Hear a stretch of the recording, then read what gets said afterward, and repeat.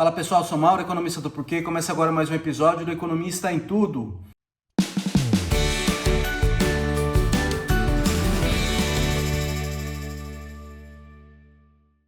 Para você que está chegando por aqui, eu convido a se inscrever no nosso canal e ligar o sino para receber as notificações. Toda semana de 3 a 4 vídeos novos e também a dar uma olhada no nosso site www.porquê.com.br, que tem bastante conteúdo escrito lá. Hoje eu vou falar do dólar. O dólar deu uma espetada aí nos últimos dias. Ele saiu lá de 5 no começo do mês, já chegou a 5,20, passou disso, né? E agora parece que deu uma esfriada, mas mudou de patamar. Hoje o dólar é bem mais caro do que alguns dias atrás, né? E o que está por trás disso? Eu acho que tem fatores que são fatores externos. Você tem um aumento na tensão ali no Oriente Médio, e isso acaba contaminando países que estão longe dali, inclusive o Brasil, mas também tem fatores internos, principalmente o enfraquecimento do lado das contas públicas que a gente viu acontecer nos últimos dias. Bom, por trás disso está uma queda na atratividade do país para investimento de fora, tá? Para dinheiro de estrangeiros. E isso aí acaba diminuindo a demanda por reais e aumentando a demanda por dólares. E o que acaba aumentando o preço do dólar, no fim das contas, o que a gente está observando, tá? Então, acho que a primeira coisa que eu queria mencionar aqui são efeitos externos, principalmente o que está acontecendo ali no Oriente Médio, tá? Isso já vem há algum tempo, né? Essa tensão ali desde o fim do ano passado com os ataques do Hamas. Mas a gente não viu nada parecido, nenhum efeito sobre a economia brasileira naquela época da forma do que está acontecendo aqui, né? A gente até comentado em vídeos anteriores que o esperado seria esse fortalecimento do dólar em relação às moedas de países em desenvolvimento, em particular o real, como a gente está vendo agora. Só que lá atrás não aconteceu nada disso. E a minha interpretação naquela época foi que, olha, parecia que o conflito estava circunscrito ali a Israel e Palestina. Mas se o conflito se espalhasse, a coisa seria diferente. E agora parece que está se espalhando mesmo, né? Com essa tensão aumentada em relação ao Irã e Israel. E agora a gente vê de fato aparecer isso nos dados, principalmente com o fortalecimento do dólar em relação às moedas de países emergentes. Bom, o que acontece quando você tem uma tensão desse tipo, essas questões geopolíticas, é que investidores internacionais eles ficam menos propensos a tomar risco.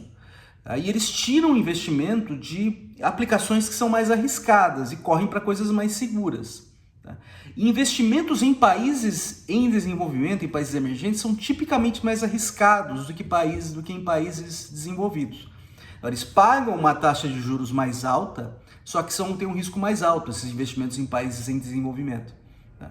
Então, com o aumento na aversão ao risco mundial, por causa dessas tensões geopolíticas, você tem uma tendência aos investidores a colocarem mais recursos em ativos de países desenvolvidos, em particular em títulos da dívida pública americana, né? Que são títulos que pagam um retorno baixo, de fato, mas eles têm uma segurança alta, eles têm uma liquidez muito alta, tá? É muito fácil transformar esses recursos em dinheiro vivo, por exemplo, tá?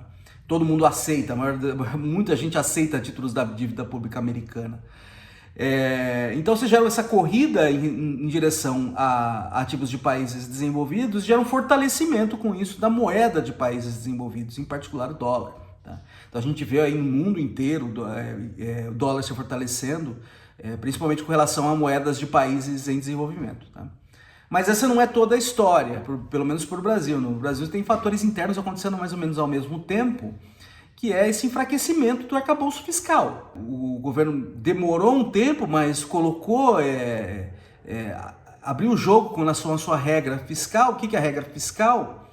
É algum tipo de mecanismo ou promessa do governo com relação aos seus gastos públicos e arrecadação. Tá? Então, ele está dando um norte para esses gastos, que eles não vão sair fora de controle, ele dá um norte para a dívida pública de longo prazo. Tá? E a dívida pública estabilizando no longo prazo, esses cenários em que o país não vai pagar a dívida ou vai aparecer com uma inflação muito alta, e isso vai ser como se fosse um calote em cima dos investidores, né, que travam a sua posição em real, você espanta esses cenários, tá? e com isso o risco da tua dívida cai, e aí você consegue emprestar dinheiro, tomar dinheiro emprestado a um juro mais baixo. Tá? Com esse enfraquecimento que a gente viu, o governo finalmente abriu o jogo, falou que não vai conseguir cumprir as suas metas aí de superávit primário, né? E aí está revisando essas metas, aliviando essas metas. Esses cenários horrorosos começam a ficar mais prováveis. A dívida fica mais arriscada e os investidores fogem desses investimentos que são mais arriscados. Tá? Então você tem essas duas coisas ao mesmo tempo acontecendo. Né? Fugindo do investimentos em reais, aumenta a procura por dólar, o dólar fortalece de novo em relação ao real nesse caso. Né? Então você tem esses dois fatores acontecendo ao mesmo tempo, fatores externos e fatores internos, os dois jogando contra investimentos em real e, portanto, a favor de investimentos em dólar, fazendo com que o dólar se fortaleça. Bom, o que a gente pode esperar de repercussão disso, tá? Agora o juro que o país tem que pagar para manter o recurso de investidores aqui é mais alto, tá? Por esses dois motivos que eu acabei de mencionar. Então, o Banco Central agora ele vai ter mais dificuldade no processo de queda na Selic. Então, a gente já viu o presidente do Banco Central sinalizar isso ao longo da semana. Então, é de se esperar aí que esses fatores, eles joguem contra o processo que a gente está observando de descida na taxa de juros básica da economia. Tá? Eu acho que não é o caso de ela parar agora, começar a subir, mas tende a cair um ritmo mais lento. Principalmente que o Banco Central parou de falar que vai descer a 0,5 ponto percentual daqui 2 reuniões. Tá? Ele está ganhando mais flexibilidade. Essa flexibilidade, dado o cenário que a gente está vendo, ela tende a jogar contra. E além disso, o dólar também pressiona a inflação. Tá? Pressionando a inflação por quê? Porque o dólar tende a aumentar preços de produtos que são ligados ao comércio internacional.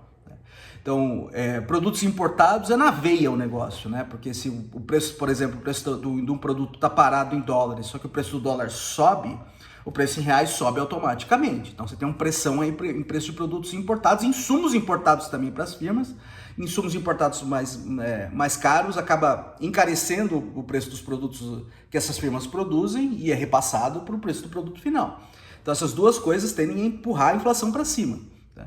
Mas também o dólar impacta o preço de produtos que o país exporta, porque como o dólar subiu, o exportador está vendo um retorno mais alto em exportar o produto do que manter aqui dentro.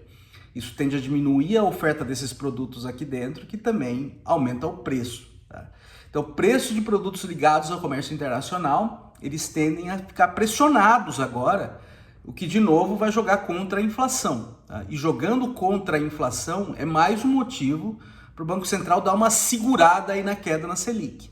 Tá? Então, o que a gente pode esperar, e o que o próprio Banco Central está sinalizando, é que nas próximas reuniões esses fatores joguem contra esse processo de queda da Selic que a gente está vendo aí nos últimos meses. Tá? É isso aí, pessoal. Muito obrigado por ter assistido o vídeo. A gente volta a conversar mais na semana que vem. Deem uma olhada no nosso canal, tem bastante conteúdo escrito lá. O endereço é www.porquê.com.br.